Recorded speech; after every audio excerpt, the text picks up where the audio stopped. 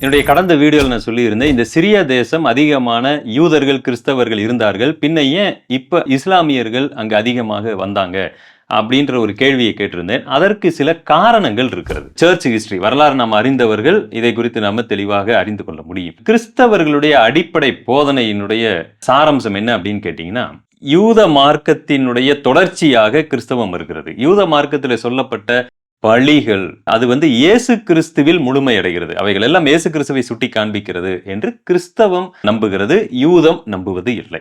பழி இல்லாமல் நமக்கு ரட்சிப்பு இல்லை. அன்றைக்கு இருந்த எல்லா மார்க்கத்திலும் பழி இருக்கிறது. இஸ்லாமில் இருக்கிறது, யூத மார்க்கத்தில் இருக்கிறது. அதற்கெல்லாம் பல காரணங்களை அவர்கள் கற்பித்துக் கொண்டாலும் கூட அந்த பழிகள் எல்லாம் ஒரு நிழலாக இருக்கிறது.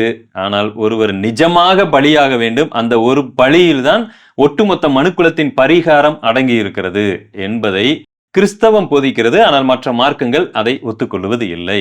சரி, இந்த அடிப்படையில் அந்த பழி மார்க்கத்திற்கு, அந்த பலியை மையப்படுத்துகிற கிறிஸ்தவம் இயேசு கிறிஸ்துவை தேவனுடைய குமாரனாக, தேவனுக்கு சமமானவராக போதிக்கிறது.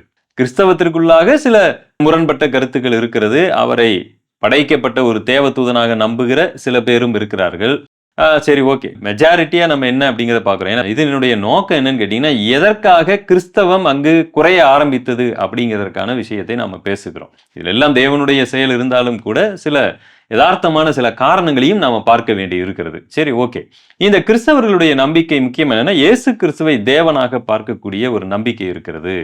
இந்த ஒரு நம்பிக்கை யூதர்களால் ஏற்றுக்கொள்ள முடியாத ஒன்றா இருக்கிறது. ஏன் அப்படின்னு கேட்டீங்கன்னா, முதலாவது, யூதர்கள் இயேசு கிறிஸ்துவை மேசியாவாக ஏற்றுக்கொள்வது இல்லை.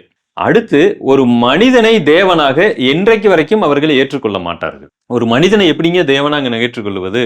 நாம் என்ன சொல்லுகிறோம்? தேவன் மனிதனாக வரக்கூடிய ஒரு அனுபவத்தை போதிக்கும் பொழுது இவர்கள் இல்லை, நீங்கள் மனிதனை தேவனாக மாற்றி விட்டீர்கள். யூதர்கள் அதை போதிக்கிறாங்க. யூதர்கள் அதனால அவங்களுக்கு வர முடியல. ஒரு பயங்கரமான இது ஒரு இடரலா இருக்கிறது. ஆனாலும் கூட ஆரம்ப காலகட்டத்திலிருந்து, பவுலுடைய காலகட்டத்திலிருந்து இந்த பிரச்சனை இருக்கிறது. பவுலுடைய காலகட்டத்தில் மேசியாவாக இயேசு கிறிஸ்துவை குறித்து அவர் போதிச்சுக்கிட்டே இருக்கிறாரு. நீங்க நல்லா கவனிச்சீங்கன்னா, சீரியா தேசத்துல தமஸ்கு பட்டணத்தில் இருக்கக்கூடிய பவுலுடைய போதனையை குறித்து அப்போஸ்தல நடவடிக்கைகளை வாசிக்கிறோம். அவர் என்ன போதிக்கிறார்னு பாருங்களேன். அப்போஸ்தல நடவடிக்கைகள் 9ஆம் அதிகாரம் 22வது வசனத்துல என்ன இருக்கு? சவுல் அதிகமாக திடன் கொண்டு இவரே கிறிஸ்து என்று திருஷ்டாந்தப்படுத்தி தமஸ்குவில் குடியிருக்கிற யூதர்களை கலங்க பண்ணினான். இவர் தான் கிறிஸ்துங்கிறத அவர் திருஷ்டாந்தப்படுத்துகிறார். மேசியா அப்படிங்கிறத திருஷ்டாந்தப்படுத்தி தமஸ்குவில் இருக்கிற யூதர்கள் எல்லாம் கலங்க பண்ணி கொண்டிருந்தான்னு வசனம் இருக்கு. அவங்களால எதுவுமே செய்ய முடியல. வேத வசன ஆதாரத்தோடு இவர் பேசுகிறார். அவங்களால எதிர்த்து ஒண்ணுமே பேச முடியல. சோ அவங்களுக்கு இயேசு கிறிஸ்து ஒரு இடரலாய் தெரிகிறார். ஒரு மனுஷன் எப்படிங்க அவங்களால அதை ஏற்றுக்கொள்ள முடியல.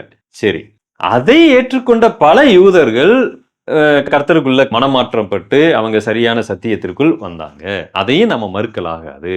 அப்ப பவுலுடைய காலத்துல இந்த பிரச்சனை இருந்தது.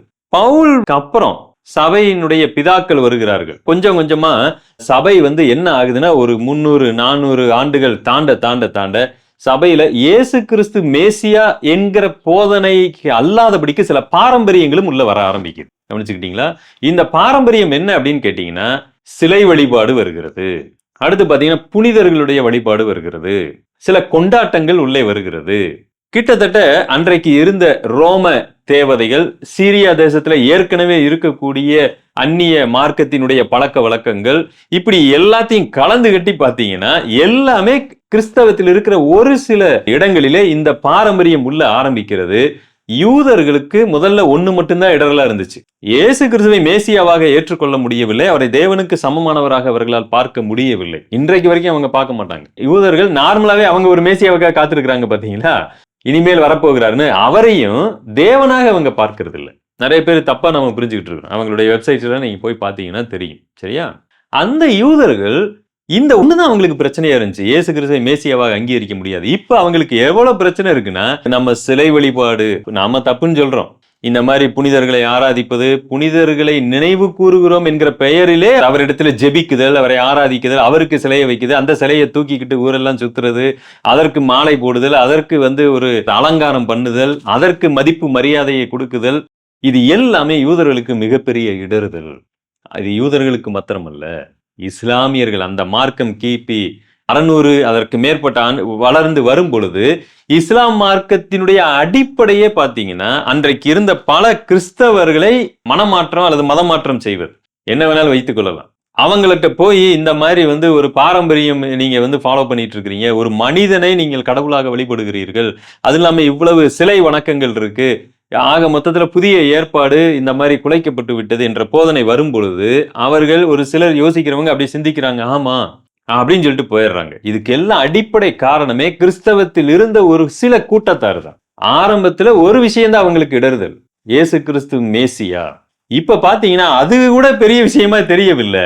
பெரிய பெரிய சிலைகளை கட்டி வைக்கிறது, அதை கும்பிட்டு அதை உலக பிரகாரமான ஒரு விக்கிரக ஆராதனை போல செய்து கொண்டிருப்பது, இது எல்லாமே பாத்தீங்கன்னா டோட்டலாவே கிறிஸ்டியானிட்டிய சிலர் வெறுக்கிறதுக்கு ஒரு காரணமா மாறிடுச்சு. சோ இந்த மாதிரி செய்யக்கூடியவர்கள் ஒரு நாள் மிகப்பெரிய கணக்கு தேவனுக்கு கொடுப்பாங்க. இதுல என்ன ஆயிரக்கணக்கான நன்மைகள் இருக்கு, அப்படி இருக்கு, நினைவு கூறுகிறோம், அதை செய்யறோம், இதை செய்யறோம்னு என்ன சொன்னாலும் சரி, இதனால நிறைய பேருக்கு இடரலை அவர்கள் உண்டு பண்ணி இருக்கிறார்கள் சில கிறிஸ்தவர்கள்.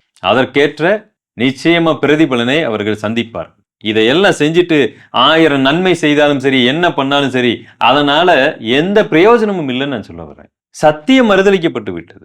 கவனமா நாம் இருப்போம். நிறைய இஸ்லாமிய நாடுகளிலும் சரி, முக்கியமா சிரியா போன்ற நாடுகள்ல கிறிஸ்தவத்தினுடைய எண்ணிக்கை அதிகமா இருந்து குறைவதற்கு இதுவும் ஒரு காரணமா இருக்கு. இது மட்டுமே காரணம் இல்ல, இதுவும் ஒரு காரணமாக இருக்கிறது. ஸோ நம்முடைய தவறுகளையும் நாம சில சமயத்துல நோக்கி பார்க்க வேண்டி இருக்கிறது.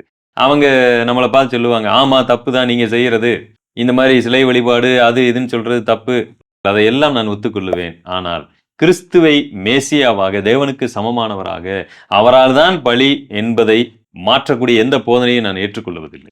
அது ஒருவேளை நிறைய பேருக்கு இடரலை உண்டாக்கினா உண்டாக்கிட்டு போகட்டும், அதனால எந்த பிரச்சனையும் இல்லை. அதை ஏற்றுக்கொண்டு அநேகர் அன்றைக்கு வந்தாங்க. இப்பொழுது மீண்டும் அவர்களை நாம் என்ன செய்திருக்கிறோம், இடர பண்ணி விட்டோம். சரி, அடுத்த ஒரு பதிவில் உங்களை நான் சந்திக்கிறேன். God bless you.